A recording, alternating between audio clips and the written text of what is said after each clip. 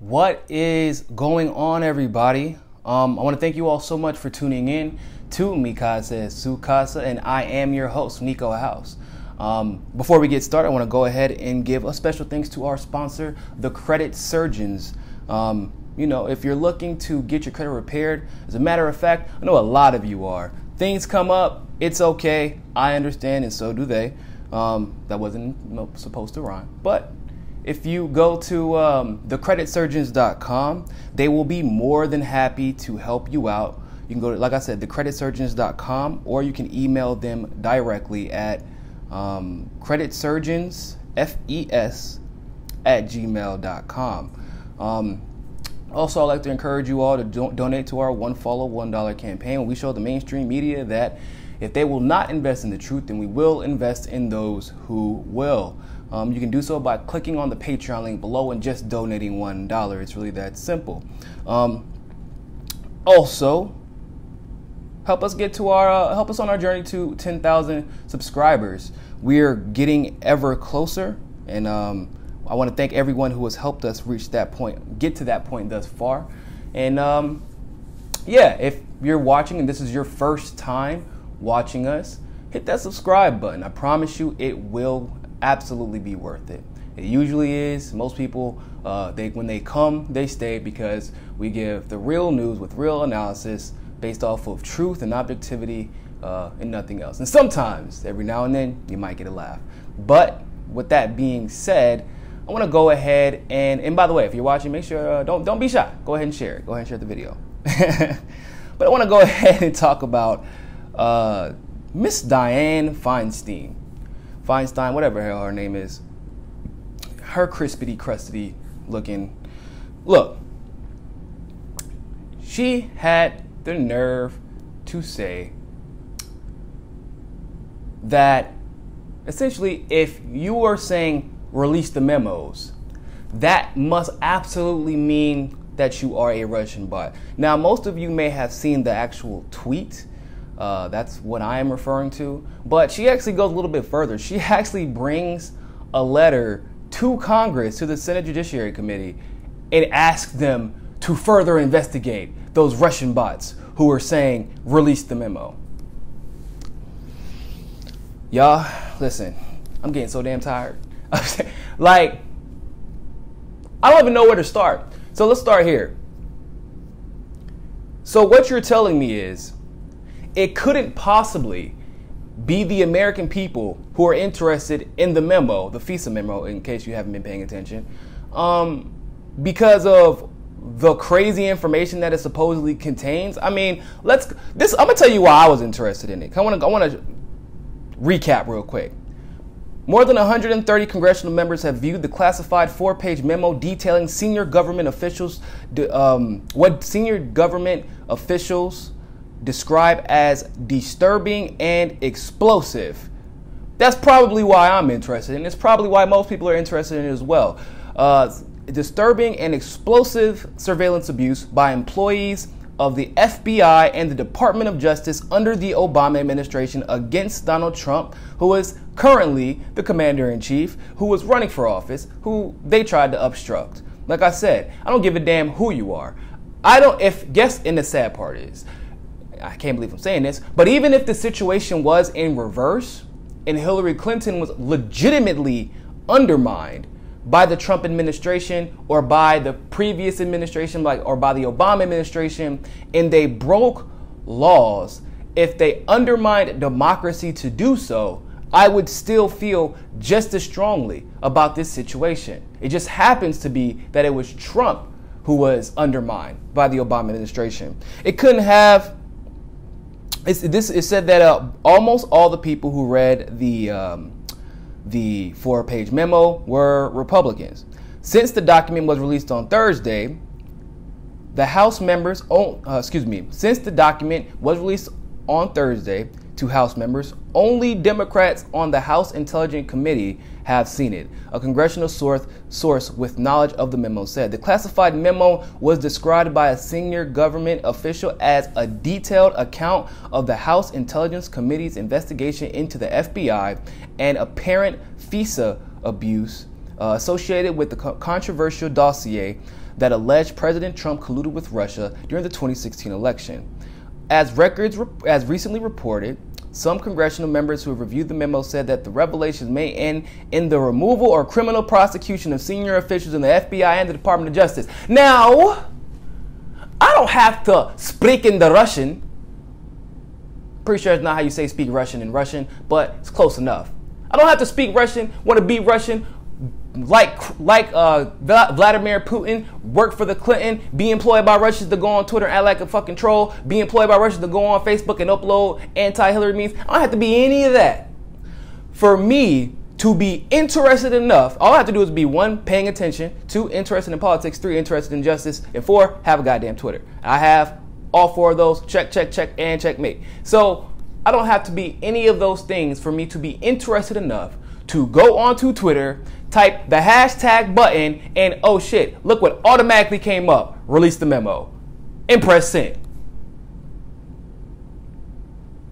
But what's even more interesting to me, which seems to be a pretty consistent pattern amongst establishment Democrats and the deep state in general, what seems to be even more interesting to me is the fact that, once again, just like with the Clinton email scandal, if you all remember, oh, you can't read those. It's against the law. You're looking at top secret info. You can't. She didn't have intent on destroying those emails. We talked about everything with the Democrats specifically. They talked about everything involving the memos. Who hacked them? Who gave them to them? Julian Assange is a criminal. WikiLeaks are criminals. They work for Russia. Russia's trying to hack her. They talked about everything except for what the hell was in the damn memos. Well, excuse me, what was in the emails? Everything but. They didn't talk about the fact that Hillary Clinton pretty much got caught authorizing weapon sales to terrorist organizations and to terrorist governments. They didn't talk about that at all whatsoever. Didn't talk about the corrupt relationships between the Hillary Clinton campaign and the mainstream media. They didn't want to talk about that either. All of the things we find in these memos, these emails, etc., nobody wants to talk about that. Let's just complain because we think that Russian bots may be implementing a hashtag. You know why? So let's say if I am Russian, right? And if I am a Russian and I do have my own Twitter account, and maybe I do work in the Russian government, maybe I work in the Russian intel community, maybe I would want to demand the release of these particular memos because it plays into revealing my innocence. Could that possibly be why Russian accounts are pushing this? If there are legitimately Russian accounts pushing this, which I seriously doubt there are more Russian accounts pushing this than Americans who want to see justice served. It couldn't possibly be that Americans just want justice, and if there are Russian accounts pushing this, it couldn't possibly be that they want to have their innocence proven. And these memos seem to be the key to that. I want you to listen to what one of the members who read the memo said. Give me a second. I'm gonna find it.